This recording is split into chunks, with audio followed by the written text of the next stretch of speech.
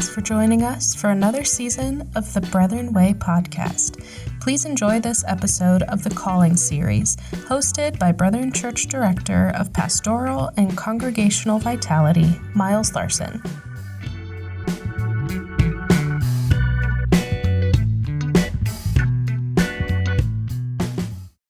Welcome back, Brethren Way podcast listeners. This is the final episode of Season 3, where we've been discussing the idea of calling with a lot of our different Brethren leaders, pastors of today and of times past. Today, I'm taking a different approach. I'm actually going to be the one interviewed to see what we've learned from this process.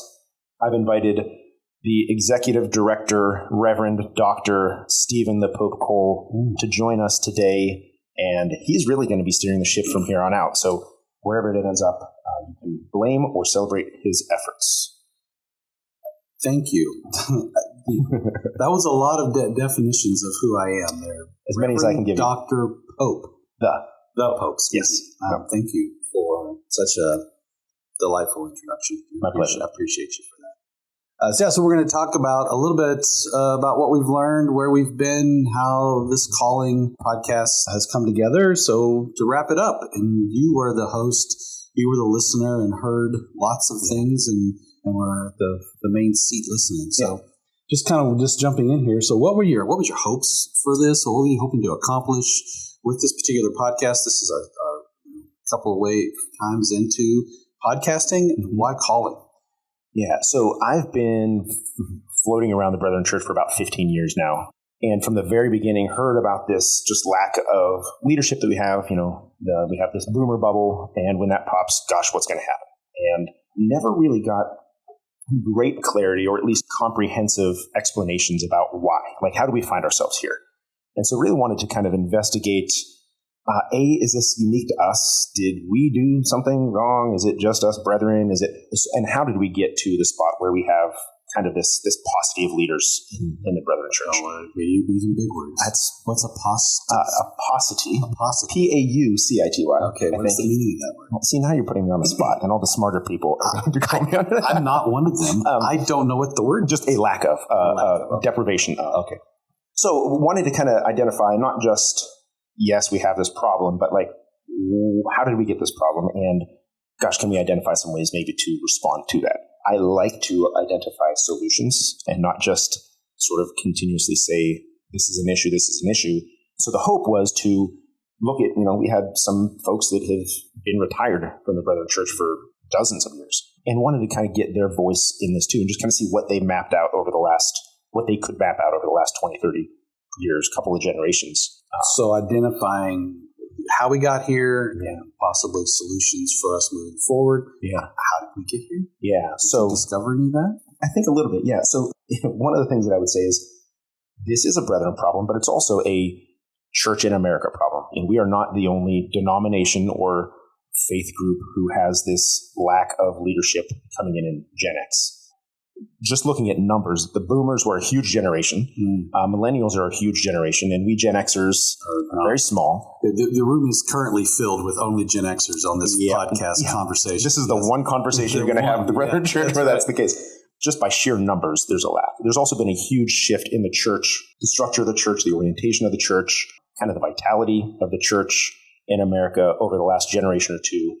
They have made it really difficult for leaders to be called. One of the things, I would say one of the biggest findings that was maybe just confirmed is we don't even necessarily all define church in the same way. Okay. I think many of our pastors, many of our church leaders are wondering why we don't just have more people that want to pastor. And they mean visit and preach in a lot of cases. Like that's as much of a vision of some of our churches have of what it means to pastor. Mm-hmm. When we look at younger folks, I think by and large, they have a view of pastoring as being more, I would say more intimately connected to the community in which they're involved. They want to be, life on life, these kind of phrases. And so when you have different generations even defining the terms calling, church, faith community, pastor, when you don't even define the terms the same, it becomes very difficult to call in the same way that we have in the past. And so you have a generation that is maybe feels a call to ministry, but doesn't know exactly what that looks like and doesn't know how to apply it. That's not unique to us. That's kind of the American church. That makes a lot of sense. My experiences in talking to older folks just saying, I don't think the word calling means the same thing to you as it meant to young men and women now that are being called. And I think each generation changes, right? And it's interesting to see, one of the things that I was really excited about in the process is almost everybody that we talked to about calling defined even that word differently, all of the guests. And some of them were even like, man, I don't know if I define calling in a way that you're going to want me to talk about. I'm like, no, I do. Oh, please do. Wow, it doesn't have to just be the mountaintop moment. And we have different views as to what even being called to ministry is. Aren't we just called to love one another as a kind of a core piece of being Christian? That's ministry, right? And so, you heard Drew and Paul talk about that in episode 2. Right? So all of the words are somewhat ambiguous. And that's super brethren, right? This generational mandate of like, we get to redefine these terms now too in a way that is consistent with who we've been and those sorts of things. Something else besides just the definitions of calling, the generational understandings of calling, anything else that you learned? Yeah, I think the other thing, and this stems from the variety of what it means to be called, but so many of our pastors and churches are now making that move towards bivocational ministry out of necessity in some case, sometimes because it's just healthier for the church. But that's a new, it's not a new thing. It's the oldest thing. It's a return to. But it's a return to, yeah. I had a conversation with a young pastor just the other day, and he didn't even define himself as bivocational because the church isn't paying him anything. So he was the pastor, the lead pastor of a church, and is making, no one's getting paid. And that's the plan. I was like, we can't even call you bivocational. Yeah. What are you then? What phrase? I've heard a phrase, co-vocational. Yeah, they're all over. Yeah. Right. Yeah. And sometimes there's a relearning that I think churches have to go through too, to understand that just because our pastor has a second job, it doesn't mean that he or she is any less of a pastor, doesn't mean that we are in a worse spot. Sometimes it's the context that demands that, and that's okay. That's good. That can be great. We had, Justin Morris and Jason Hunsinger on talking specifically about that idea of like, oh no, I want to be bivocational. Like there's a freedom that comes from this. Actually, Justin, I thought was the person I was talking to. Yeah, okay. And so there's this sense of like, no, I want to keep one foot in the world. I don't want to just kind of head into my ivory tower or my prayer closet and do 40 years of ministry there, because it's easy for us to get detached from the people that we're trying to serve if we just, we end up in our echo chambers and these sorts of things. So I think that all of the things that we're seeing, I'm a positive guy, but they all have some silver linings. Yes, churches are shrinking, and yes, American Christianity is kind of going through a bit of a adolescent crisis right now. But I'm somewhat encouraged by the changes that we're seeing. So calling, the different understanding of calling, also some different conversation about the definition of church. That's another thing we're wrestling with, some discovery here. Also, calling seems to be, this is just an observation, it seems to be a little bit more contextual. I'm staying here. I'm not going very far away, where there were generations of men and women who moved halfway across the world, halfway across the country. Yeah. And that seems to be also not what is happening. So just context of calling just seems to be in flux as well. So, yeah. And you even talked with some of the folks who've gone through seminary before me, and there's still this kind of, I would say, like nostalgic, maybe romantic view of, the era when you picked up your life and you went to seminary, probably Ashland Seminary, right? And you were trained by some of the greatest thinkers in the world. Right. Your kids, your wife, everybody came with. Unplugged from a community for 3 years. And it was tight and difficult. And, But you had this great community that helped form you both in your doctrine and your polity and your just spiritual formation and all these things.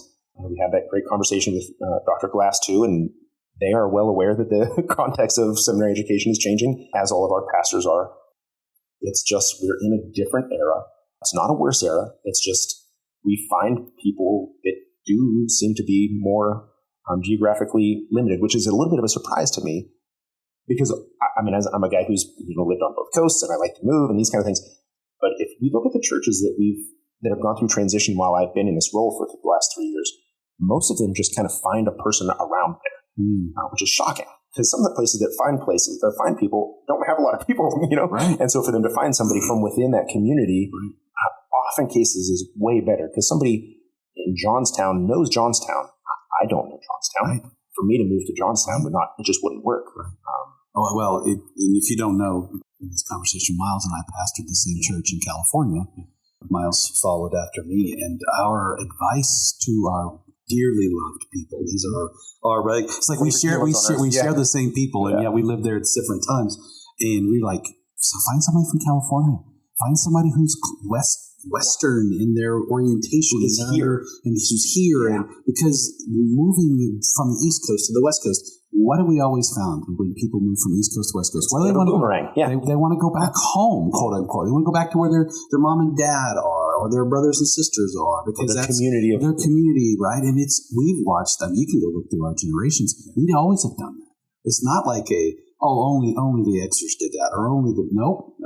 It's always been like that. So find somebody local, help them. Let's help them understand just how brethren they are, right? And then live into that understanding. Yeah. So this is a great little segue to then. So now what? Like, what is going to happen because of this?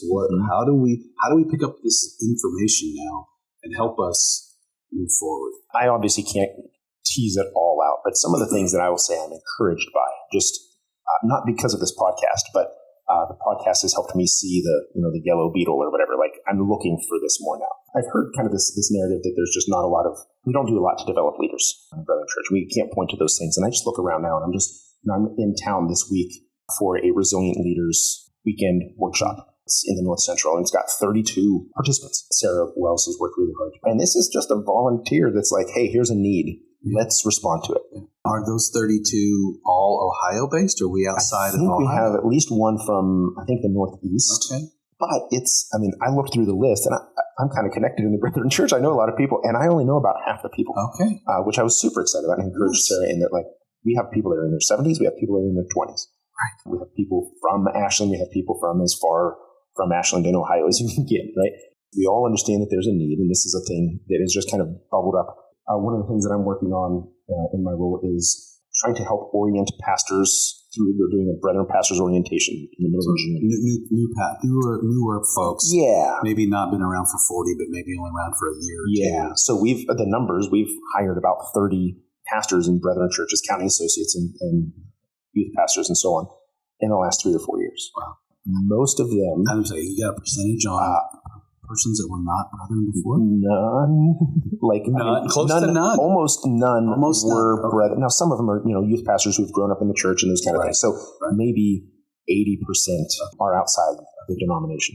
And this is an opportunity for us to get those people to, and honestly, like the secret sauce is we're going to put them in a room with other brethren people and just let us brethren each other. Right, because that's where we are. We are and what we do. Yep. Right.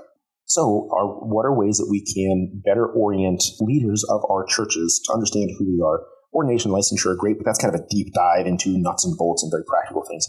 We want this to be just, hey, let's do the thing that we do best and just be together. There are a lot of people, I think, that are talking about some of these changes now. My hope is that this podcast at least facilitates some conversations with other brethren leaders and congregation members to just say, oh yeah, I guess that the nature of church has changed. This isn't necessarily a failure of anybody or any movement or we have to respond to this sort of evolving situation that we find ourselves in. So conversations, I think, are going to be really, really helpful. Those will tease out some answers to this, I think, as well.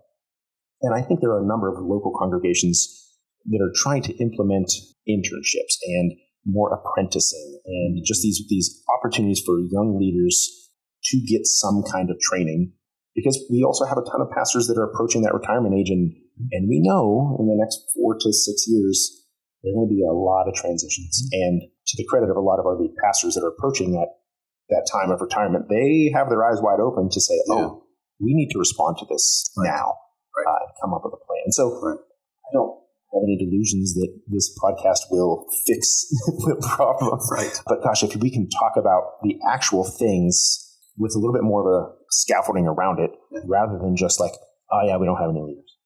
That, in my mind, is just not helpful.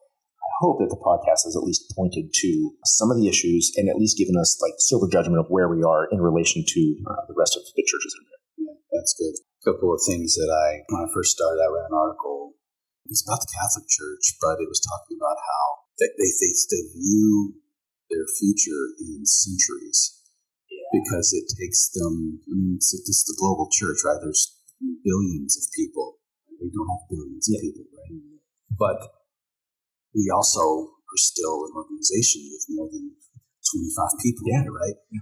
So we had to think in decades. I've been saying that because, yes, would we like to be able to turn, I know we're not a big ship, right? Mm-hmm. But we're still a boat that's got to turn around. It doesn't go fast. So there is encouragement, having the hope that the Lord is not surprised by us, right? He understood this was coming before it. He's not sitting up there wringing his hands like, oh no, you broke it. How dare you break my church, right? And so we have hope. We have excitement. We have, and yes, it may be a 10-year weird, that was odd. But all of a sudden, we're on the other side of whatever it is. We could speculate all we want, but we're faithful as we move through it. So this has been wonderful. I really appreciate you taking the time to put this together. Give you the last word. Yeah, I'm grateful for the folks that have taken the time to contribute from their, we have people like Cooksey who have been around for, I'm not going to speculate, for some number of years. You shouldn't. Yeah. And we have, Zach Yonko, who's the youngest person I think that we had on the podcast, who's just been walking with us faithfully, I think about 7 or 8 years.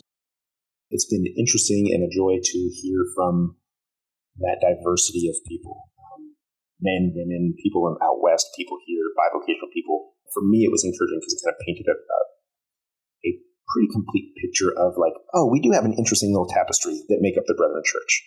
We have people from different backgrounds and different perspectives and these sorts of things that are all kind of pulling in the same direction. That for me has just been an encouragement. And I hope that it's been helpful for people to listen. It helps us refine what it is we mean when we say people are called to ministry or called by God for something. God bless everyone. Well, thank you, guests. We are grateful for your time, and we pray blessings over your ministries and that kind of thing.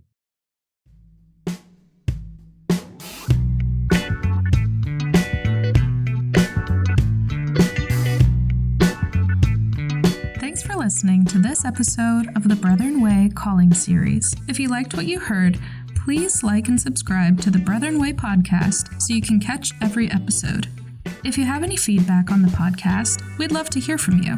Find us on Facebook at The Brethren Church or email us brethren@brethrenchurch.org to share your thoughts and opinions.